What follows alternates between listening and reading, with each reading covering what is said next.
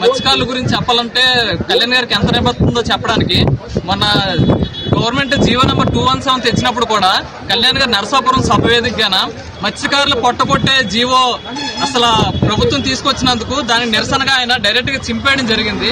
మత్స్యకారులు అంటే ఆయనకి అంత నిబద్ధత ఉంది. అలా ఈ ప్రమాదం జరిగిందని తెలిసి ఆయన చాలా కలత చెందాడండి. మా బొమ్మడి నాయకర్ గారి దగ్గర నుంచి, మా లోకం మాధవి గారి దగ్గర నుంచి డీటెయిల్స్ అన్ని తీసుకొని, లేదు నేను అక్కడికి వస్తాను, ఖచ్చితంగా అక్కడ స్థానికులకు నేను అండగా నిలబడతాను, ఎవరైతే నష్టపోయారో వాళ్ళందరికీ నేను అండగా నిలబడాలి, మన మత్స్యకారులు మనం చూసుకోవాలని చెప్పి ఈ రోజున ఆయన ఆ రోజు ప్రకటించడం జరిగింది. 2 రోజుల కిందట 2-3 రోజుల్లో వస్తానని.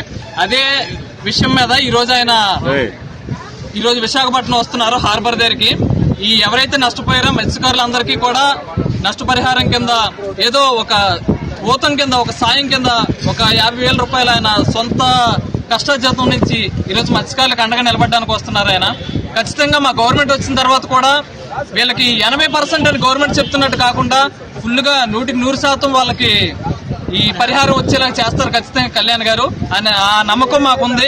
మత్స్యకారులకు ఖచ్చితంగా పవన్ కళ్యాణ్ గారు, జనసేన పార్టీ, మా జన సైనికులు అందరం ఎప్పుడు తోడుకుంటామని తెలుపుకుంటూ జై జనసేన, జై హింద్.